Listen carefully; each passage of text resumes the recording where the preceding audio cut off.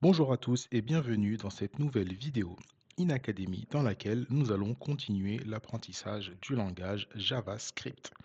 Donc, dans cette vidéo, comme le nom l'indique, nous allons parler des erreurs. Avant de commencer la vidéo, vous pouvez nous rejoindre sur notre site internet inacademy.com qui est disponible juste ici. Vous pouvez nous contacter sur la page contact. Vous pouvez aller bien évidemment sur l'accueil, télécharger notre e-book qui va vous apprendre les bases du développement web qui est gratuit. Vous avez également tous nos cours et les vidéos qui sont disponibles. Les vidéos juste ici et les cours juste ici. Donc, comme le nom de la vidéo l'indique, aujourd'hui, nous allons traiter du sujet les erreurs. Donc, c'est un sujet qui est très important à connaître et à savoir maîtriser, tout simplement pour la simple et bonne raison que euh, les erreurs, c'est un sujet qui fait partie en fait du développement web, qui est vraiment présent tout le temps et que si on n'apprend pas à gérer les erreurs et à les traiter, eh bien notre application va potentiellement bugger. Et c'est justement ce qu'on veut éviter. Donc simplement, une erreur, ça se produit lorsque un script qui est en train d'être lu ou qui est en train d'être compilé rencontre un problème qui va empêcher l'exécution de ce script. D'accord? Donc JavaScript va détecter les erreurs et va les afficher soit dans un terminal ou soit dans la console du navigateur. D'accord? Donc après, forcément, c'est à vous en fait de les gérer. Et en fait, l'importance de la gestion des erreurs, c'est que pour éviter qu'il y ait des bugs sur votre application, eh bien, il y a des fois, on peut gérer les cas d'erreur. Et c'est ce qu'on va voir du coup aujourd'hui. Il y a plusieurs types d'erreurs. Donc, le premier type d'erreur qu'on peut voir, en général, l'IDE, c'est bien VS Code, hein, là par exemple VS Code, donc l'IDE en général va vous le dire. Donc si par exemple, euh, le premier type, on va parler de la syntaxe, l'erreur de syntaxe. C'est quand on écrit quelque chose qui n'est pas juste et que le compilateur ne peut pas compiler. Donc par exemple, si je fais un console.log, console.log, et que je veux renvoyer hello world, tout simplement, hop, si j'oublie une parenthèse et que je supprime là ma parenthèse, je vais avoir une erreur directement. L'IDE lui-même va me le dire avant même que je lance le code. Ça va mettre la parenthèse et ça va mettre expected. Donc il me précise que on attend en fait une parenthèse vu que j'en ai ouvert une autre. Donc bien évidemment, je ne peux pas lancer le code. Donc si j'essaie de lancer le code, je vais avoir une erreur. D'accord? Là, ça me le met missing, donc il manque la parenthèse after l'argument list. D'accord? Et on me précise même la ligne où l'erreur est. Donc ligne 4. Donc on est bien ligne 4. D'accord? Et là, dès que je vais le mettre, l'erreur va partir. Donc là, je vais pouvoir compiler et je vais bien avoir mon Hello World. D'accord? Il y a également les erreurs de référence. Donc, les erreurs de référence, ça va se produire lorsqu'on va essayer d'utiliser une variable qui n'existe pas. D'accord? Donc là, par exemple, si je fais un console log de la variable nom, j'ai pas j'ai pas déclaré de variable qui s'appelle nom. Donc là, il me le dit déjà, référence erreur, non is not defined. Donc si je lance, bien évidemment, je vais avoir une erreur. OK? Encore une fois, là, j'ai mon erreur et c'est plutôt clair. Alors, les messages d'erreur ne seront pas toujours aussi explicites. Mais pour les petites erreurs comme ça, c'est très explicite et c'est facile à corriger. Donc là, je vais pouvoir déclarer let non et je vais pouvoir mettre est égal à Thomas, par exemple. Et là, du coup, il n'y a plus d'erreur, je vois plus de message d'erreur et je peux compiler, je peux lancer mon dossier et je vais bien avoir Thomas. Je m'appelle Thomas. D'accord? Juste après, on va pouvoir avoir les types d'erreurs. Une erreur de typage. Donc par exemple, si je mets let, je déclare un âge et je dis que j'ai 25 ans, ok? Eh bien, si juste en bas, j'essaye d'utiliser un- une fonction, en fait, une méthode qui est donnée par JavaScript, donc toUpperCase, par exemple. ToUpperCase, ça va me permettre de mettre en fait en majuscule euh, une phrase, une chaîne de caractères plus précisément. Une chaîne de caractères, c'est des lettres, d'accord? Donc là, moi j'ai mis un type number, j'ai mis des chiffres, d'accord? Donc si j'essaie de mettre en majuscule les chiffres, ça ne va pas marcher. Donc si je fais mon console log de âge, je vais bien avoir une erreur, d'accord? Âge, type number. Là, c'est précisé. Donc, je ne peux pas utiliser euh, tout uppercase là-dessus. D'accord? Donc, ça ne va pas fonctionner. Donc, j'ai bien une erreur. Et là, il va me dire uppercase is not a function. En général, ce message-là signifie que la méthode que vous essayez d'utiliser ne s'applique pas à ce type. D'accord? Donc, pour ce faire, il faut que je mette, par exemple, Julie. Et là, je vais pouvoir la mettre en majuscule. D'accord? Hop. Donc j'ai bien Julie qui s'affiche. D'accord? Là, il y a plus d'erreur. Alors, si je continue dans le typage des erreurs, donc il va y avoir aussi le range error. Je vais l'écrire. Range error. Alors ça va se produire quand on est hors limite, quand il y a un dépassement de limite. Donc par exemple, si je veux faire un tableau et que je fais let array, ou nombre plutôt, je vais faire un tableau de nombres, d'accord? Et je vais dire est égal à new array, voilà. Et je vais mettre à l'intérieur -1, d'accord?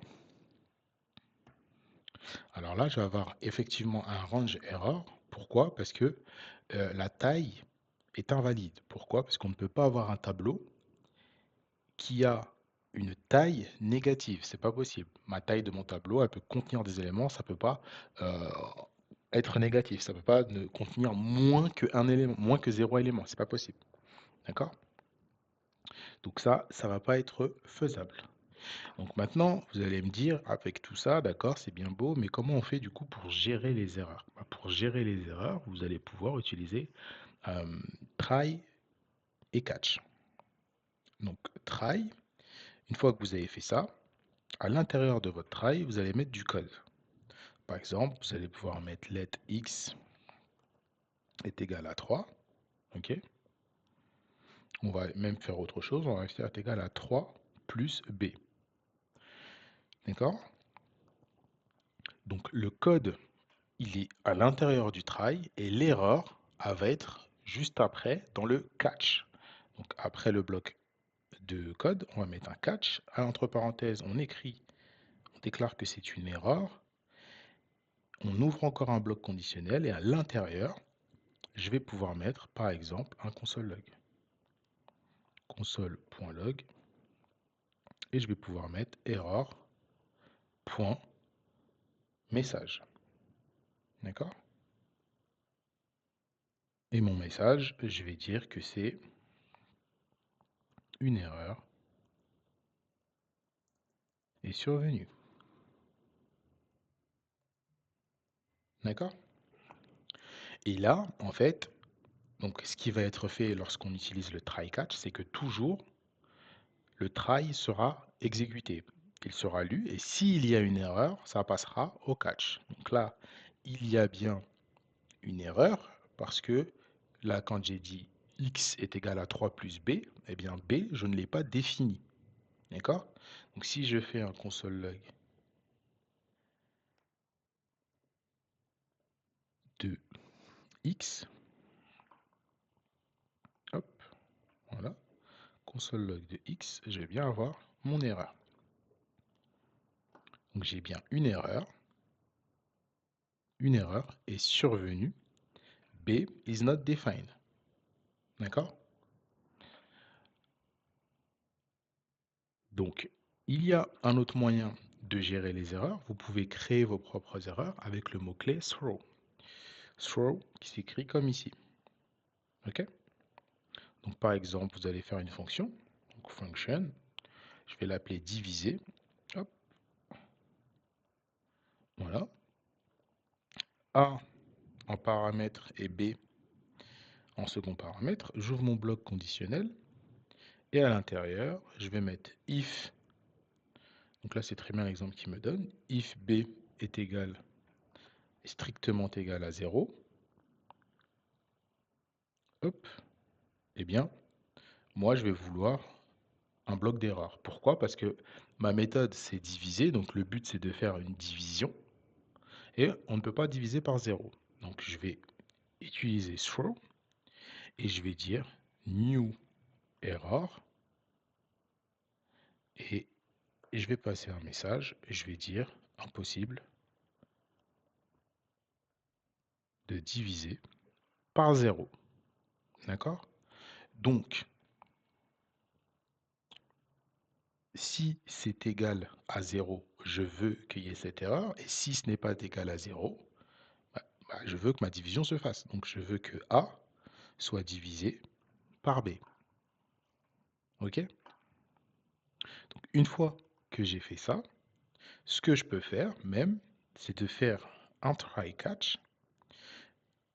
Je peux faire try juste ici.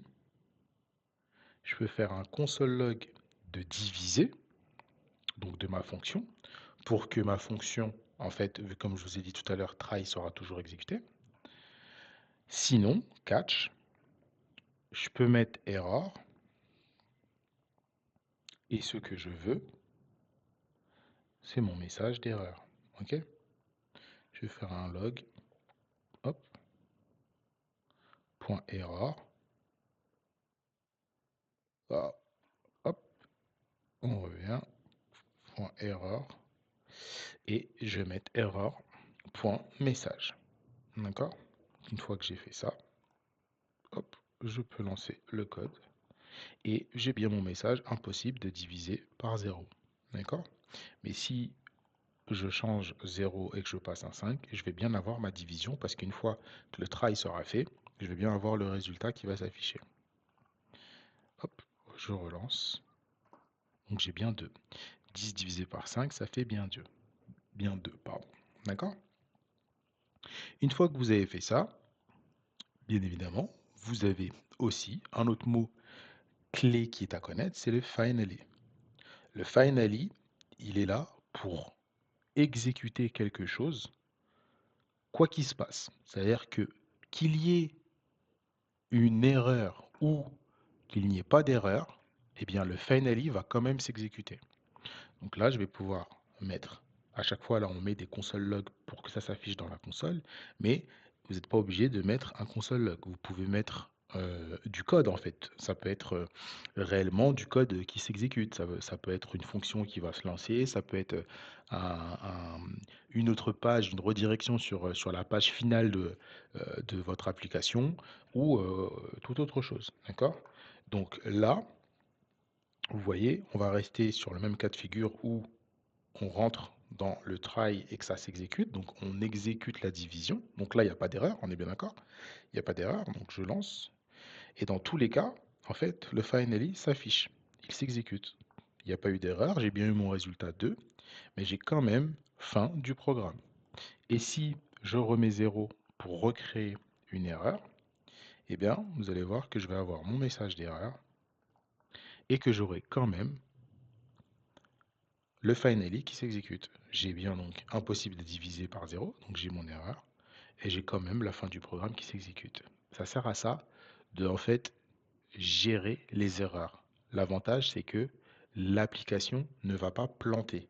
Et ça c'est important pour augmenter l'expérience utilisateur. Parce que quand on fait une application, c'est pour des futurs utilisateurs. Et nous, ce qu'on veut, bah, c'est qu'ils aient une expérience la plus grande possible et la mieux possible. Donc pour un utilisateur, avoir une bonne expérience sur un site internet ou sur une application, bah, c'est si le site ne plante pas. Et tant que ça fonctionne, tant qu'il y a des messages, tant qu'il y a euh, une continuité, eh bien, l'utilisateur, lui, n'aura pas l'impression qu'il y a un bug et donc continuera en fait d'utiliser votre application. Mais si l'application, elle plante réellement et qu'il y a réellement une erreur, eh bien là, c'est une expérience qui sera un petit peu plus nulle pour l'utilisateur. Et ça, c'est ce qu'on veut éviter. D'accord? Donc, je vous remercie d'avoir suivi la vidéo sur les erreurs. Je vous donne rendez-vous très prochainement pour la suite de la série de vidéos et je vous dis à très bientôt. Merci beaucoup.